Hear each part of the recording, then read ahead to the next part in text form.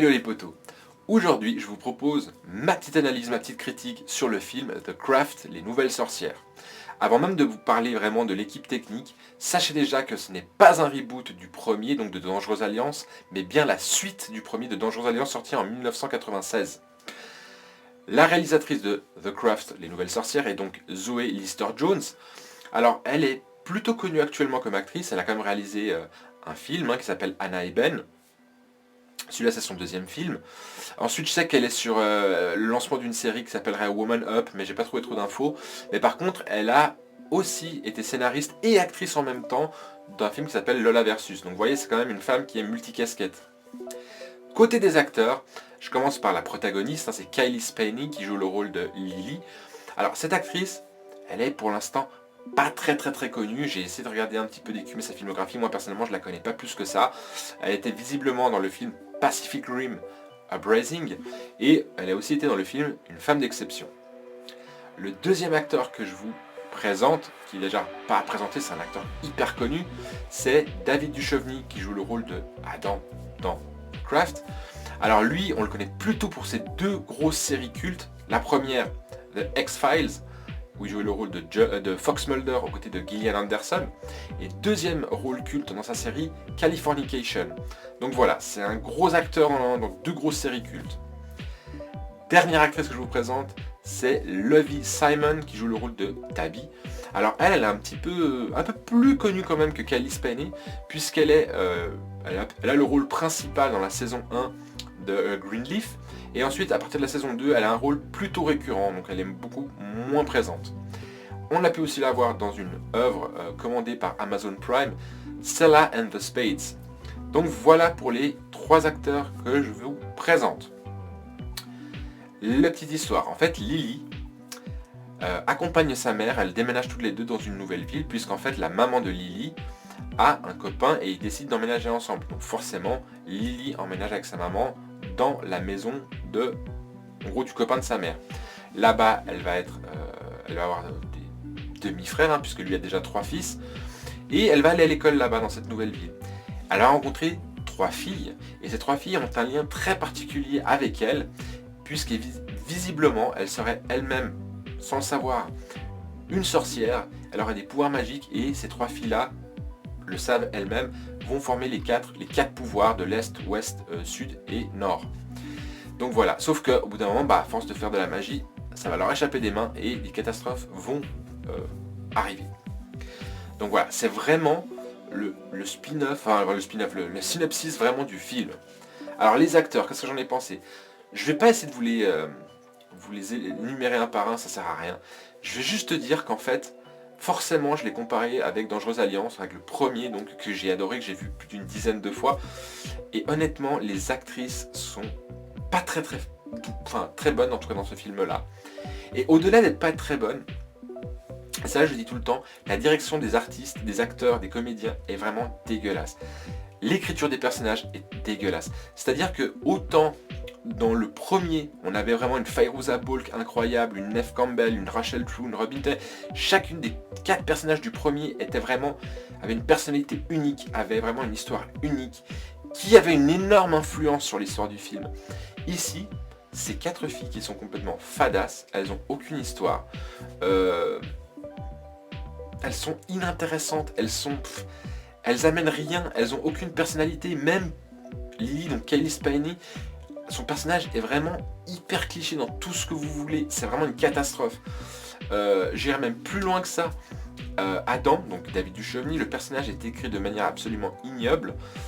Son personnage est juste dégueulasse, voilà, on va pas dire autre chose. Et donc voilà, je sais pas, j'ai trouvé vraiment les personnages hyper fades, inintéressants. Il n'y en a pas un que j'ai préféré de l'autre, il n'y en a pas un que j'ai détesté plus qu'un autre. C'est dire à quel point ils sont fades en fait. Il n'y a aucun qui m'a provoqué aucune émotion. J'ai trouvé que c'était des personnages hyper mal écrits, hyper mal dirigés, et donc du coup ça joue énormément sur leur interprétation à chacun. Donc je ne veux pas dire que c'est des mauvais acteurs, loin de là. Je vais plutôt dire que là pour le coup, Zoe Lister-Jones, elle a écrit des personnages dégueulasses. Honnêtement, ils sont nuls. Franchement, moi j'ai détesté. Voilà.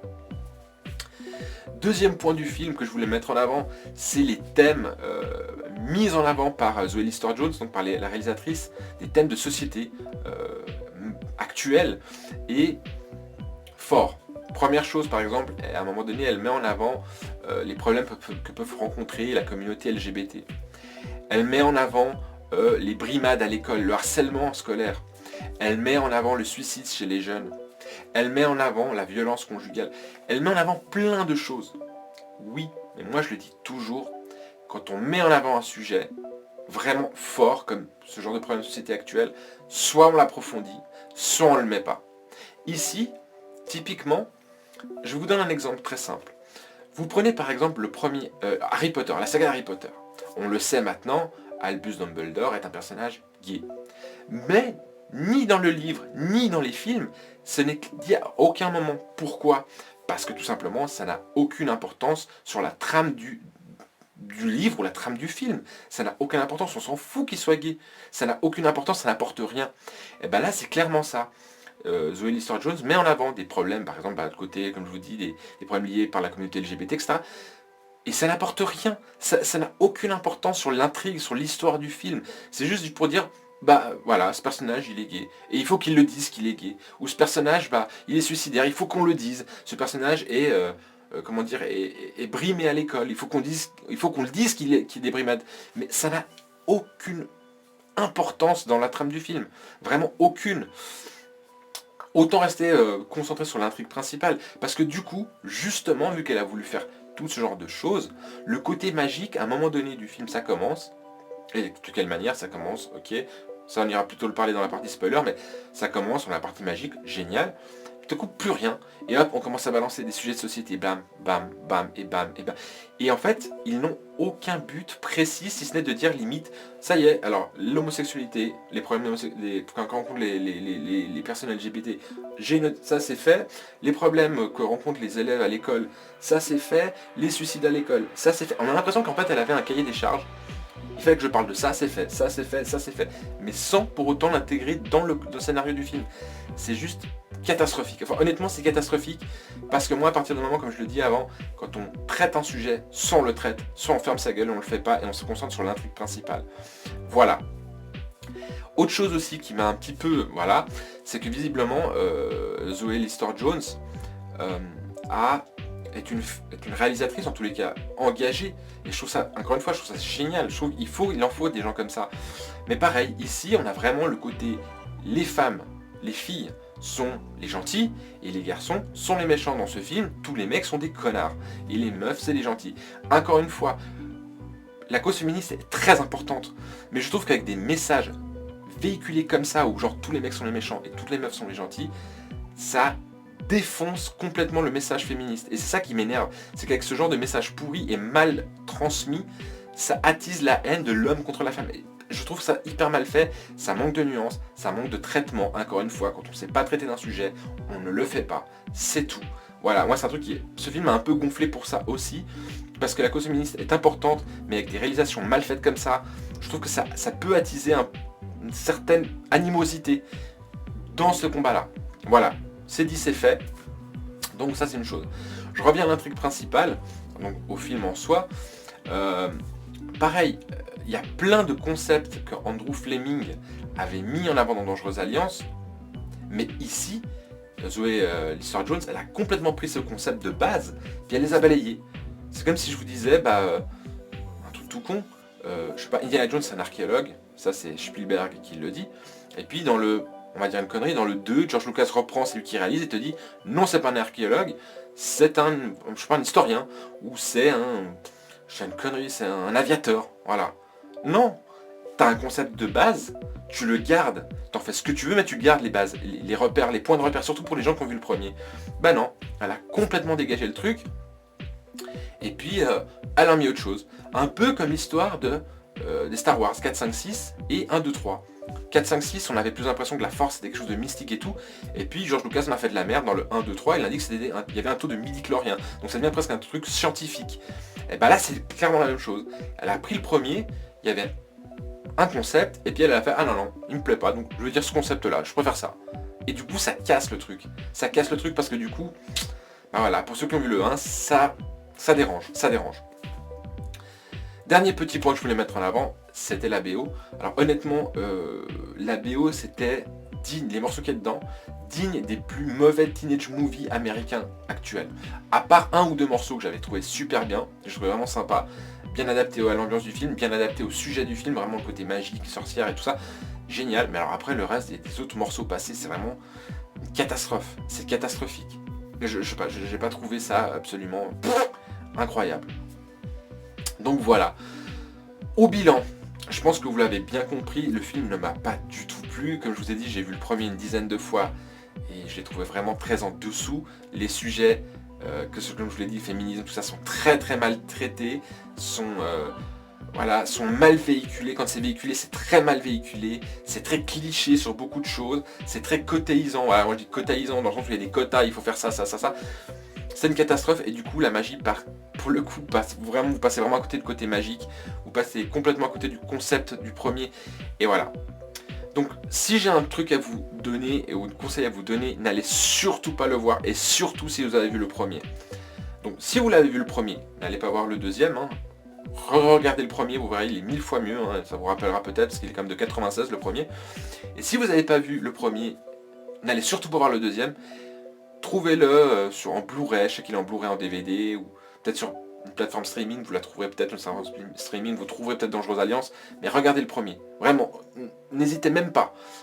Les 4 actrices principales du premier sont 1000 fois au-dessus que les 4 actrices de celui-là, donc du deuxième. Et puis c'est mieux traité, et puis les sujets sont beaucoup mieux métaphorés, sont beaucoup mieux véhiculés. Aucune hésitation, regardez le premier. Donc voilà, j'ai fait le tour. J'espère que la critique vous a plu. Si c'est le cas, n'hésitez pas à vous abonner à ma chaîne, j'y vais y arriver, et à activer la petite cloche de notification pour ne pas louper mes prochaines vidéos.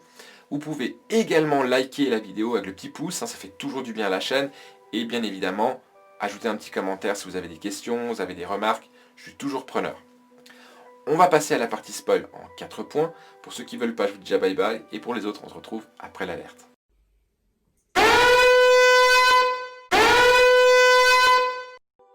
On se retrouve donc avec la partie spoil en 4 points. Petite note avant, je vais faire cette partie spoil un peu spéciale. Je vais prendre le conseil justement d'une personne qui m'a écrit dans les commentaires. Je vais plutôt parler des points qui m'ont marqué et expliquer voilà ce qui me dérange. Comme ça, vous allez vraiment comprendre pourquoi il y a des choses qui m'ont dérangé dans ce film. Je commence déjà par le premier point. Forcément, j'ai pris en référence le premier film. Alors dans le premier film, ce qu'il faut savoir, c'est qu'il y a un personnage qu'on voit pas beaucoup, mais qui est très important, qui s'appelle Lirio. Lirio est une vendeuse ésotérique, hein, d'objets, de produits ésotériques, et elle explique bien ce qu'est la Wicca, ce qu'est la magie blanche. Elle explique très bien que la Wicca est accessible, entre guillemets, elle explique un peu ça comme ça, mais que la magie blanche, la magie est accessible à tous. Tout le monde peut faire appel aux énergies de la nature pour avoir de l'aide, ou au contraire, effectuer des mauvaises choses avec. Mais tout le monde peut le faire. Après, effectivement, on a le personnage de Sarah, dans le premier, donc de Robin Tunney, qui elle a un don exceptionnel. Elle a un don exceptionnel. Elle n'est pas la seule à pouvoir le faire. C'est pas parce que sa mère est sorcière ou je ne sais pas quoi qu'elle l'est. Non, c'est qu'elle a un don. Attention, c'est très important. Les autres, les 3 autres filles dans le premier, le font, mais elles n'ont aucun don. C'est des filles comme Monsieur Madame Tout le Monde, sauf que ces filles-là pratiquent la sorcellerie, pratiquent la magie noire et blanche. C'est très important. Alors que dans celui-là, en l'occurrence, comme je vous expliquais, elles expliquent très clairement, il est dit dans le film, ah mais donc si tu as des pouvoirs magiques, c'est que ta mère, c'est que ton père, c'est que ta soeur, c'est que ta tante, c'est que je sais pas qui a des pouvoirs magiques, forcément. Donc voilà, vous voyez, c'est cette espèce de cassure, c'est ce truc qui m'a un petit peu, pas un petit peu, même beaucoup dérangé, parce qu'encore une fois, elle a cassé, l'histoire de Jones a cassé le concept de Andrew Fleming pour en faire un autre truc un peu à la Charmed. Voilà, ou Charmed, c'est parce que leur mère est machin, que truc chouette.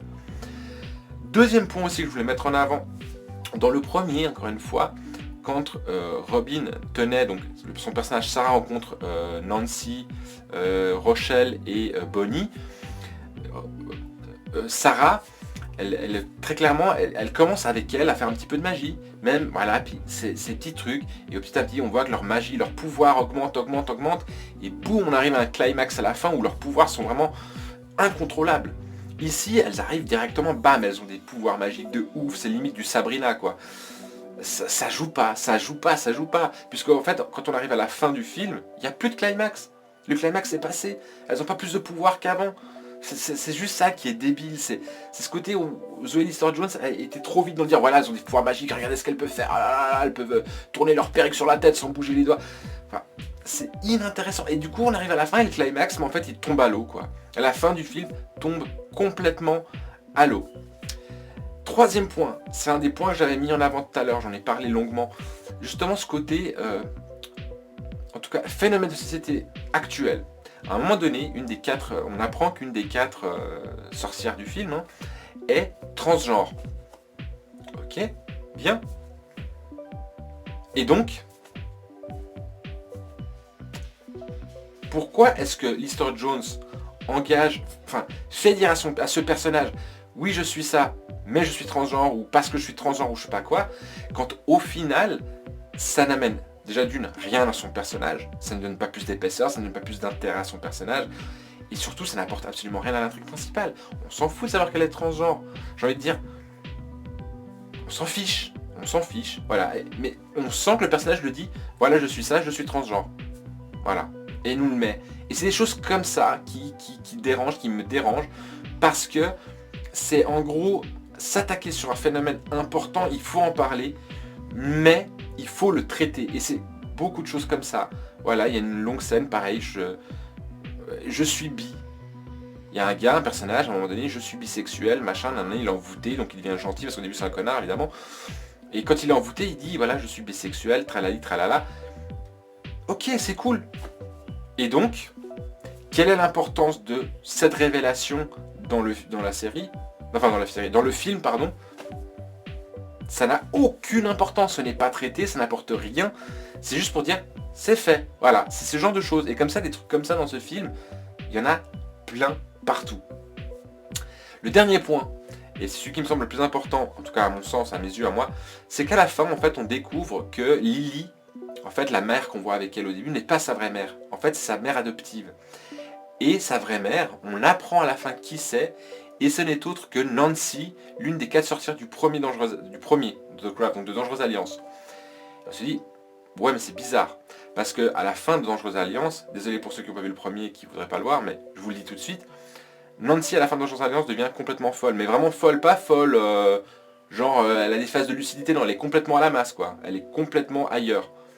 Elle a eu un enfant, et à la fin, justement, Lily va voir sa mère, sa vraie mère, pour le coup, Nancy, qui est toujours en hôpital psychiatrique, et qui n'est plus aussi folle qu'avant. Alors, on peut dire que c'est les médicaments, les traitements qui ont fonctionné, mais à quel moment la meuf, elle a eu une relation sexuelle pour avoir cette fille? J'arrive pas à comprendre, en fait. Elle est dans un hôpital psychiatrique, pas dans un claque, quoi, je sais pas. C'est comme ça, c'est... Voilà, c'est comme je vous disais, Zoe Lister-Jones a pris son truc, elle l'a torché comme elle l'a voulu, elle a fait ce qu'elle en a voulu, puis elle a juste mis, à la fin je vous ai mis Fairouza Balk, attention, référence au premier. Mais ça sert à rien, c'est raté, c'est foiré. Elle aurait mieux fait de me dire, ta vraie mère c'est elle, et puis elle est morte, point. Voilà, ou j'en sais rien, ou limite ça aurait été plus logique, soit peut-être même Sarah, mais pas Nancy quoi. Pas Nancy, je suis désolé, enfin bon bref. Comme je vous ai dit, c'est les 4 points qui m'ont mis un petit peu les nerfs en plot, quoi. Ça m'a un peu saoulé. Il y a quelques autres points encore à découvrir, quoique, encore une fois, je dirais toujours, regardez le premier. Et puis surtout, en attendant, prenez soin de vous et bye bye.